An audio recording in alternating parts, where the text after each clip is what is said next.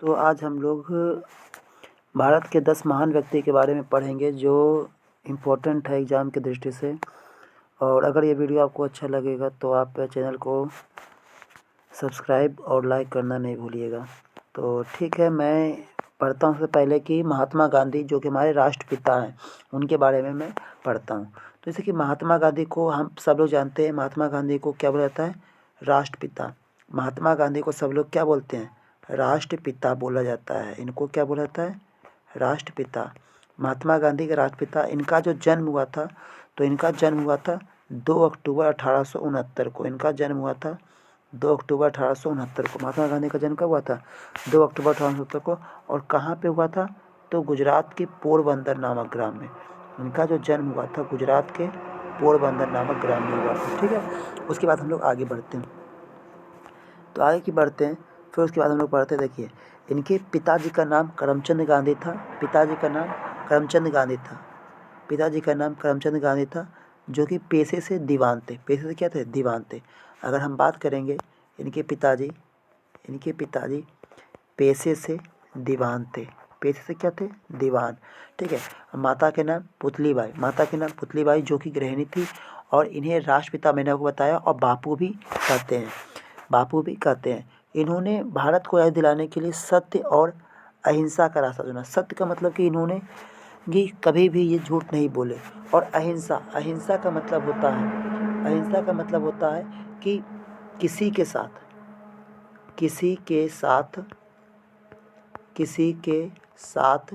हिंसा, किसी के साथ कोई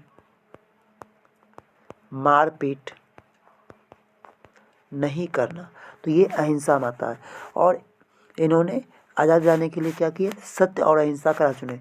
और विरोध के उनके तरीके को सत्याग्रह। ये जो विरोध करते थे मतलब सत्याग्रह। तो सत्याग्रह का मतलब होता है सत्य के लिए आग्रह। ठीक है। तो हम ये भी कह सकते हैं कि इन्होंने बिना किसी हथियार के हम लोग को आज़ादी दिला दी।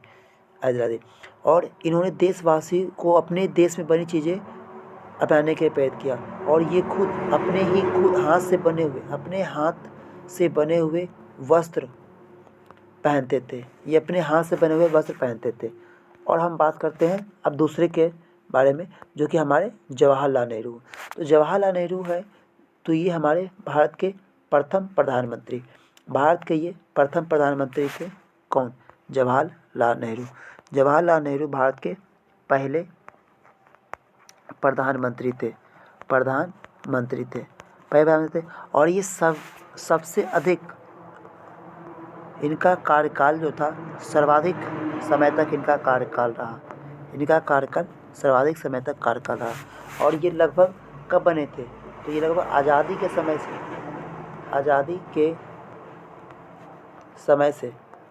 समय से लेके 1966 तक ये प्रधानमंत्री भारत के रहे थे। ठीक है। तो अगर हम इनकी बात करें तो इनका जन्म हुआ था 14 नवंबर 1889 को। और इन्हीं के जन्मदिन पर हम लोग बाल दिवस मनाते हैं। क्या मनाते हैं? बाल दिवस। तो आपसे क्वेश्चन पूछेगा कि बाल दिवस कब मनाते हैं? तो 14 नवंबर को। बाल दिवस मनाते हैं 14 नवंबर को। ठीक है। और इनका जन्म स्थान इलाहाबाद, जो कि अब प्रयागराज बोला जाता है, उत्तर प्रदेश में। अब इसे बात करें इलाहाबाद, तो किस नदी किनारे है? तो इलाहाबाद जैसे गंगा, यमुना और सरस्वती के संगम पर। सरस्वती के संगम पर। लेकिन अभी सरस्वती वहाँ पे विलुप्त हो गई है, फिर कहें सूख गई है, इसलिए हम लोग बोल सकते हैं गंगा और यमुना पे। तो इनके पिताजी का नाम जो था, इनके पिता का नाम मोतीलाल नेहरू। और माता का नाम स्वरूपा रानी थे। मैंने आपको बता दिया कि ये भारत के पहले प्रधानमंत्री थे। ठीक है। और इन्हें बच्चे जो थे प्यार से इन्हें चाचा नेहरू करके बुलाते थे। यानी इन्हें बच्चे क्या करते थे? तो इन्हें बच्चे प्यार से चाचा नेहरू करके बुलाते थे। और मैंने आपको अब तुरंत पहले बता चुका हूँ कि 14 नवंबर को इनके जन्मदिन को हम लोग बाल दिवस के रूप में मनाते हैं। और इन्होंने आधुनिक भारत की नींव रखी और देश के विकास के लिए कई सारी योजनाएँ बनाई। ठीक है। उसके बाद हम लोग आगे बढ़ते हैं। अब हम बात करते हैं भारत के प्रथम उप प्रधानमंत्री। ये भारत के प्रथम उप प्रधानमंत्री थे। पहले उप प्रधानमंत्री थे। कौन थे? सरदार वल्लभ भाई पटेल पहले प्रधानमंत्री थे। और इनको लौह पुरुष भी कहा जाता था, लौह पुरुष, इनको लौह पुरुष भी कहा जाता था। तो आपसे पूछेगा लौह पुरुष क्यों कहते हैं सरदार वल्लभ भाई पटेल को, और ये भारत के पहले उप प्रधानमंत्री थे। ठीक है, उसके बाद हम लोग आगे बढ़ते हैं। तो इनका जब जन्म हुआ था तो 31 अक्टूबर 1875 को, और इनके जन्मदिन को हम लोग एकता दिवस के रूप में मनाते हैं। इनका जो जन्मदिन होता है, इनके जन्मदिन को हम लोग एकता दिवस के रूप में मनाते हैं।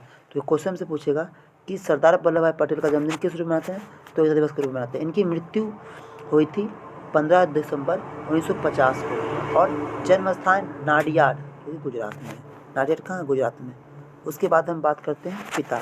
तो इनके पिता का नाम था झावेरबाई, पिता का नाम झावेरबाई, और माता का नाम था लाडवा देवी। माता का नाम क्या थी, लाडवा देवी। इनके माता के नाम था लाडवा देवी। मैंने आपको पहले बता चुका हूँ कि इन्हें भारत का लौह पुरुष कहा जाता था, और ये भारत के पहले उप प्रधानमंत्री और गृह मंत्री थे। उप प्रधानमंत्री और गृह मंत्री भारत के प्रथम यही थे। आज़ादी के बाद इन्होंने 560 अधिक छोटी रियासतों को भारत में मिलाकर देश को एकजुट किया। यानी जब हम लोग का देश आज़ाद हुआ था तो लगभग 560 छोटा टुकड़ा था, इसको समेट कर एकजुट करने का श्रेय सरदार वल्लभ पटेल को जाता है। और गुजरात में इनकी मूर्ति है जिसे स्टैच्यू ऑफ यूनिटी बोला जाता है। तो क्वेश्चन आपसे पूछेगा क्या स्टैच्यू ऑफ यूनिटी कहाँ है, तो गुजरात में। कहाँ पे, गुजरात में। उसके बाद डॉक्टर भीमराव अम्बेडकर के बारे में हम लोग पढ़ेंगे आगे। तो इसे कि देखिए यहाँ पे डॉक्टर भीमराव अम्बेडकर, तो इनका जन्म 14 अप्रैल 1891 को हुआ था। इनका जन्म कब हुआ था, 14 अप्रैल 1891 को। कहाँ, महू, जो कि मध्य प्रदेश का एक जिला है। इनकी मृत्यु की बात करें तो 6 दिसंबर 1956 में इनकी मृत्यु हुई थी। इन्हें संविधान का पिता या जनक कहा जाता है, इन्हें संविधान का पिता या जनक कहा जाता है। ठीक है, उसके बाद अगर हम बात करें, ये भारत के फर्स्ट लॉ मिनिस्टर या भारत के पहले कानून मंत्री थे। इन्होंने जीवन भर समानता और न्याय के लिए लड़ा, समानता और न्याय के लिए लड़ाई की है। उसके बाद इन्होंने दलित और समाज वर्गों के कमज़ोर, दलित और समाज के, एक मिनट, ठीक है,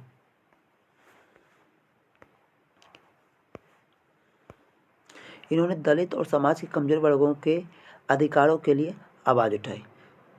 किसके लिए आवाज़ उठाई, तो दलित और समाज के कमज़ोर वर्गों के लिए आवाज़ उठाई। अब हम बात करते हैं डॉक्टर APJ अब्दुल कलाम। तो डॉक्टर APJ अब्दुल कलाम की बात करें तो इन्हें मिसाइल मैन कहा जाता है। क्या कहा जाता है, मिसाइल मैन। तो आपसे पूछेगा मिसाइल मैन किसे कहा जाता है, तो APJ अब्दुल कलाम को मिसाइल मैन कहा जाता है। क्या कहते हैं, मिसाइल मैन। तो मिसाइल मैन कहा गया। अब इनका जन्म हुआ था 15 अक्टूबर 1931 को, 15 अक्टूबर 1931 को। इनकी मृत्यु 27 जुलाई 2015 को हुई थी। कब हुई थी, 27 जुलाई 2015 को। इनके पिता का नाम जैनुल आबदीन, इनके पिता का नाम जैनुल आबदीन था, और माता का नाम आसियम्मा या आसिमा भी बोल सकते थे। माता का नाम आसियम्मा। ये एक महान वैज्ञानिक और भारत के 11वें राष्ट्रपति थे। ये वैज्ञानिक भी थे और साथ ही साथ राष्ट्रपति भी थे। इन्हें मिसाइल मैन ऑफ इंडिया भी कहा जाता है, क्योंकि मिसाइल कार्यक्रम में इन्होंने बहुत बड़ा योगदान दिया था। उसके बाद हम लोग पढ़ते हैं, उसके बाद ये हमेशा बच्चों को बड़े सपने देखने और उन्हें पूरा करने के लिए कड़ी मेहनत करने के लिए प्रेरित करते थे। ये हमेशा कहते थे कि सपने वे होते हैं जो रात में सोने ना दे, यानी कि बड़े सपने देखने के लिए ये कहते थे, और उस सपना को पूरा करने के लिए कड़ी मेहनत करने के प्रेरित करते थे। और इनकी आत्मकथा का नाम विंग्स ऑफ फायर है। क्या है, विंग्स ऑफ फायर।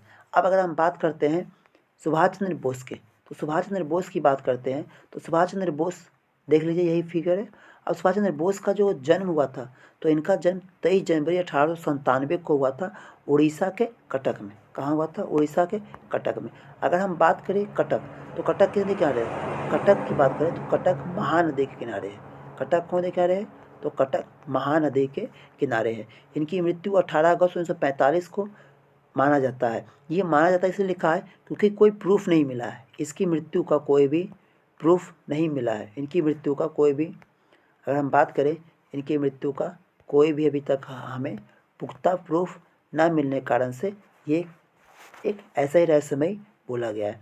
उसके बाद इनके पिता का नाम जानकी नाथ बोस, पिता का नाम जानकी नाथ बोस और माता प्रभावती दत्त बोस थे, प्रभावती दत्त बोस। इन्हें नेताजी के नाम से पुकारा जाता था, इन्हें नेताजी के नाम से पुकारा जाता है, ठीक है। और इन्होंने ही महात्मा गांधी को राष्ट्रपिता कहकर संबोधित किया था, इन्होंने ही महात्मा गांधी को राष्ट्रपिता कहकर संबोधित किया था। अब इन्होंने आज़ादी की लड़ाई के लिए ब्रिटिश सेना के से लड़ने के लिए इन्होंने क्या किया, आज़ादी की लड़ाई के लड़ने के लिए ब्रिटिश सेना से आज़ादी के लिए ब्रिटिश सेना से लड़ने के लिए आज़ाद हिंद फौज का गठन किया, आज़ाद हिंद फौज का गठन किया। इन्होंने नारा दिया था, तुम मुझे खून दो मैं तुम्हें आज़ादी दूंगा, तुम मुझे खून दो मैं तुम्हें आज़ादी दूंगा। उसके बाद यहाँ इनकी जयंती 23 जनवरी को हम लोग पराक्रम दिवस के रूप में मनाते हैं। पराक्रम दिवस, सुभाष चंद्र बोस का जन्मदिन को पराक्रम दिवस के रूप में मनाते हैं।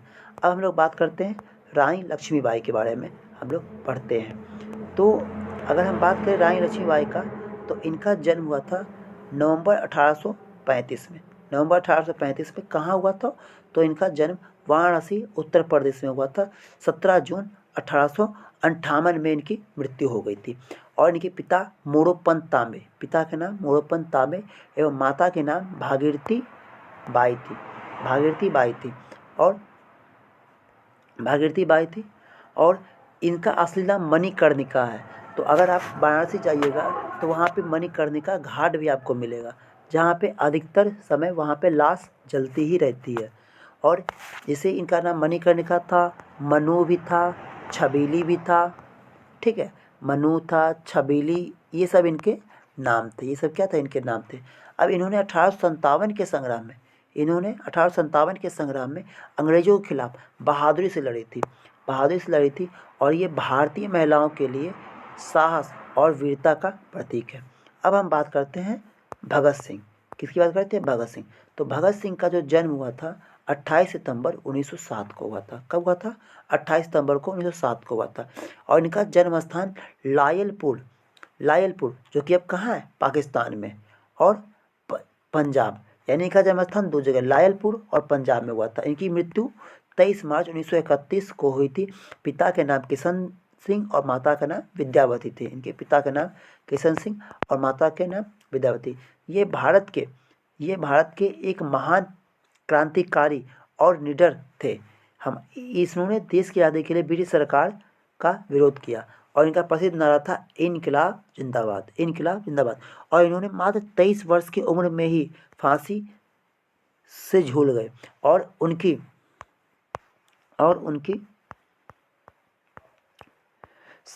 शहादत को शहीद दिवस के रूप में याद किया जाता है। अब बात करते हैं मदर टेरेसा। तो मदर टेरेसा को शांति के क्षेत्र में नोबेल पुरस्कार मिला है।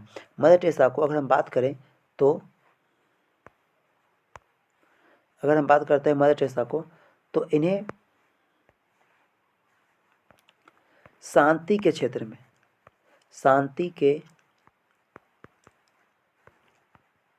में नोबेल पुरस्कार मिला है, शांति नोबेल पुरस्कार मिला है।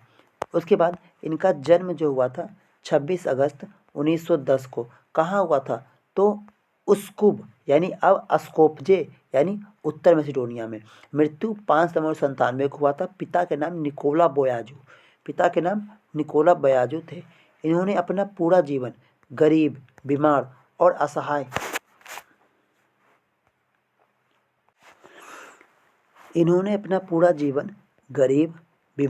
और असहाय लोगों की सेवा में समर्पित कर दिया। इन्होंने कोलकाता में मिशनरीज ऑफ चैरिटी की स्थापना की और इन्हें नोबेल पुरस्कार शांति के क्षेत्र में मिला था। कब? 1979 में मिला था, ठीक है। उसके बाद हम लोग लास्ट पढ़ते हैं लाल बहादुर शास्त्री के बारे में। तो लाल बहादुर शास्त्री का भी जन्म महात्मा गांधी की तरह ही 2 अक्टूबर को हुआ था, लेकिन 1904 में हुआ था। इनका जन्म स्थान मुगलसराय, अब दीनदयाल उपाध्याय नगर के नाम से जाना जाता है। इनकी मृत्यु 11 जनवरी 1966 को हुई थी। कब हुई थी? 11 जनवरी 1966 को हुई थी। अब इनके पिता का नाम शारदा प्रसाद श्रीवास्तव, माता का नाम राम दुलारी, और ये भारत के दूसरे प्रधानमंत्री थे। इन्होंने ही जय जवान जय किसान का प्रसिद्ध नारा दिया था, ठीक है। इन्होंने ही जय जवान जय किसान का नारा दिया था और इन्होंने 1965 के भारत पाक के युद्ध के दौरान देश का सफलतापूर्वक नेतृत्व किया। इन्हें अपनी सादगी और ईमानदारी और देशभक्ति के लिए हम जानते हैं। ठीक है, तो इस तरह से हमने इन सब के बारे में जाना। अब अगले वीडियो में हम इनके अभ्यास प्रश्न और MCQ देखेंगे। धन्यवाद।